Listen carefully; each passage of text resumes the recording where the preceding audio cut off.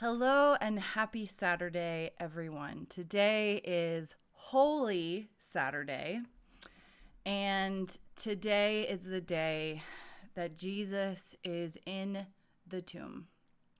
Today is such an interesting day in Holy Week because it is actually the only day in all of history that Jesus is in the tomb. That Jesus lays dead and buried in a grave.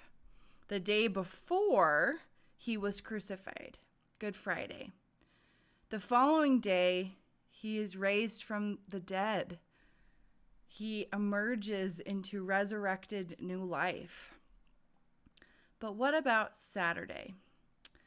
So Saturday to me is the day for all of you adventure seekers, sports fans, moviegoers, book readers, where everyone held their breath.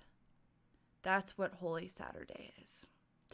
So, for those of you who love sports, like so many of you, like my husband, you know when you're watching sports, and I have seen sports games before, yes, and they're about to throw the game-winning touchdown, and it's in the air. The ball is spiraling in the air, and everyone is holding their breath because they're like, oh my gosh, is it going to happen? Are they going to do it? Are they going to do it? Are they going to do it?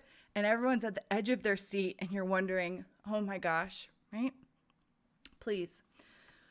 That's sports, or that three-pointer that is shot in basketball, and everyone's like, oh, is it gonna go in? Right? In movies, some of my favorite movies, like Homeward Bound, when Shadow, the beloved dog, the golden retriever, he falls into the hole, right? And Chance, the younger adopted dog, is like, Shadow, you have to get out of the hole. We have to go home. And Chance and Sassy the cat, they end up making their way home, and everyone thinks they hear Shadow. And they're waiting, and they're holding their breath. Did Shadow get out? Did he muster up enough courage and strength to find the love within him for his family to get out of the hole? And everyone in the movie theater, everyone at home watching, is on the edge of their seat, holding their breath, right? Maybe you're a reader. You love to read a good book, and you're reading, and you're in the story, right, of Harry Potter, and you're like, oh my gosh, the battle at the castle, and you're like, oh, is Harry going to be able to vanquish Lord Voldemort? And they're battling, and you've read and read until your eyes hurt, and you're thinking to yourself, is he going to do it? Is good going to win? And you're on the edge of your seat, and you're waiting, and you're flipping the pages, but you don't want to flip too fast because you want to enjoy every moment of that book. My Pastor Doug growing up at Cornerstone Community Church, formerly known as First Presbyterian in Greeley, Colorado, he played a scene on Easter Sunday of Apollo 13. And in it, all of the control towers in Houston, right? Houston, we have a problem. All of the control towers are like waiting to hear back. They're waiting for a sign that they were alive. And so he played that clip where everyone is like, did it happen? Did we complete the mission? Are they alive? Are they safe? And so all that to say, that to me, that holding your breath in anticipation is Holy Saturday. And it, for us as Christ followers, it is holding our breath, knowing that Jesus is going to sink that three-pointer. Because he already has, that Jesus went ahead and scored the winning touchdown and threw that, and it went straight into the end zone. that Jesus did defeat evil with good, right? That Jesus was alive, that Jesus crawled out like shadow and came walking down the hill. Holy Saturday is when we hold our breath in anticipation for what we know our God to be, which is the God that makes the impossible things possible. The God that comes in and saves us all. That even death could not hold him. So I want to read this scripture on Holy Saturday as we are all holding our breath for what we know is to come on Easter Sunday. In the midst, in the middle, in the limbo between death and resurrection, there is great anticipation, knowing that our God is working behind the scenes. So here is the reading of the Lord, and I am going to be reading Matthew chapter 27, just like I did yesterday. We're going to continue on in the Gospel of Matthew. The next day, this is starting with verse 62. The next day, that is, after the day of preparation, the chief priests and the Pharisees gathered before Pilate and said, "Sir, we remember how that impostor said, while he was still alive, after 3 days, I will rise. Therefore, order the tomb to be made secure until the 3rd day, lest his disciples go and steal him away and tell people he is risen from the dead. And the last fraud will be worse than the first." Pilate said to them, "You have a guard of soldiers. Go, make it as secure as you can." So they went and made the tomb secure by sealing the stone and setting a guard. Okay, so here's the thing.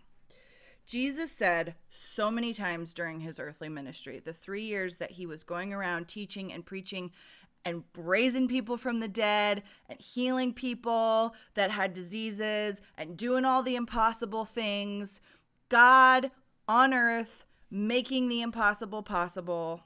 Jesus was doing it. And Jesus said in Matthew 12, in Mark 8, in Mark 9, in Mark 10, that on the 3rd day, he would rise again. Jesus said he would die in Jerusalem. Guess what? He did. At the hands of the chief priests. He did. We just talked about that yesterday on Good Friday. And on the 3rd day, he would raise from the dead. So, of course, right, the chief priests, Pilate, everyone's scoffing. All the unbelievers, all the non-believers are like, psh, yeah, right. Yeah, right. All the skeptics. And I know lots of skeptics, of people who are like, certain things just aren't possible. You live in your fairy tale little world, Angie, right? We've all met those people. But the interesting thing is, I can't help but think that Pilate and all of the chief priests and all of those guards were also holding their breath. Not just of maybe the disciples are going to come and they're going to try and steal the body. No, I think they're thinking, was this guy really who he said he was?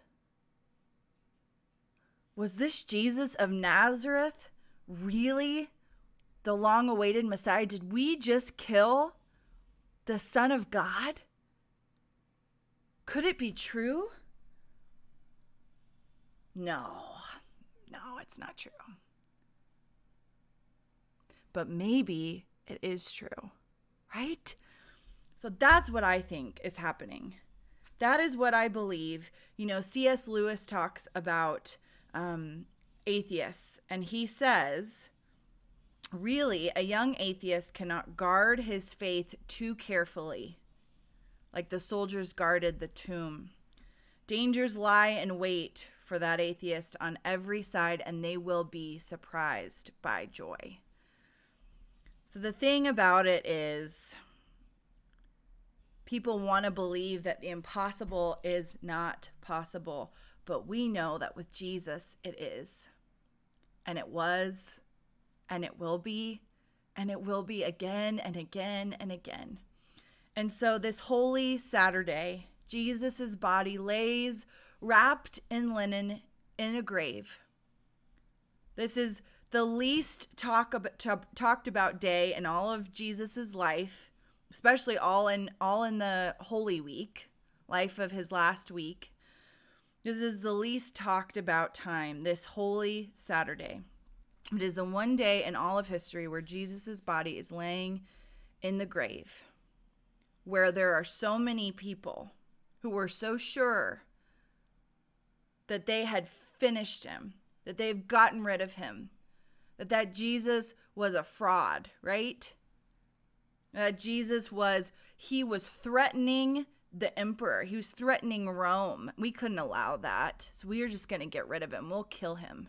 That's what they're thinking. But today is the day that not just the disciples, not just the Marys who went to bring him sacred spices and anoint him, not just the disciples who are shut up in that room, freaked out. Those people were holding their breath. Those characters in the story that loved him so didn't know what was going to happen, but were praying to God that it wasn't the last they had seen their best friend, their Savior, the Messiah, their Jesus. But the skeptics were holding their breath too, because they knew that Jesus was a threat to all of the powers and the systems, all of the oppression, all of the evil of this world, and a resurrection they just couldn't handle, because then it would mean he really was who he said he was. And so we wait. We wait today. We wait on this Holy Saturday, holding our breath, because just like a beloved book that we've read a million times and we still want to read, just like our favorite movie, like Apollo 13, or, Homeward Bound, if you're an animal lover like me, just like all of those, we know the end of the story. We know, but the story never gets old, because it is the story. All of those stories, all of those narratives are the same story. It is the story of Christ. It is good triumphing over evil. It is that moment at the end of the sports game when we're all holding our breath because we hope our team wins. We hope the girls bring it home. We hope the boys bring it home. We hope we get to be victorious. But just for a minute, today of all days is when the greatest skeptics in the world hold their breath to and think, well, maybe they're right. Maybe Jesus was right. So let's make sure this place is really secure. So, to me, I think a lot of the people I know that have been very skeptical of faith, of good, of God, of the impossible made possible, there have been plenty of times in all of our lives where we've doubted, but we've wondered in the back of our mind, maybe Jesus is who he says he is. And so today, my prayer for all of those people who are just like the rest, the guards, the chief priests, Pontius Pilate, that they would come to know that Jesus is more than we can ever imagine or comprehend. That our God was resting dead in the grave for one day. And on the third day, guess what? He did exactly what he said he was going to do. Because our God is a God that not only keeps his promise, keeps his side of the covenant, but he also meets us when we can't make our end of the deal. When we can't keep our promises. The grace of God, our eternal Jesus, he doesn't meet us halfway. He comes all the way. And that's the cup of the new covenant, friends. So I hope if today just seems like a boring day or a weird day in Holy Week, or just the day where it's like, well, I don't know, I don't really think anything of it. I hope you think now differently, that today is the day where we can still mourn, we can still grieve, we can still feel all the things we need to feel, but we excitedly, with great anticipation, hold our breath because we know that death doesn't have the final word. Life and resurrection and healing and hope and joy. Christ has the final word. Praise be to God. I love you. I love all of you.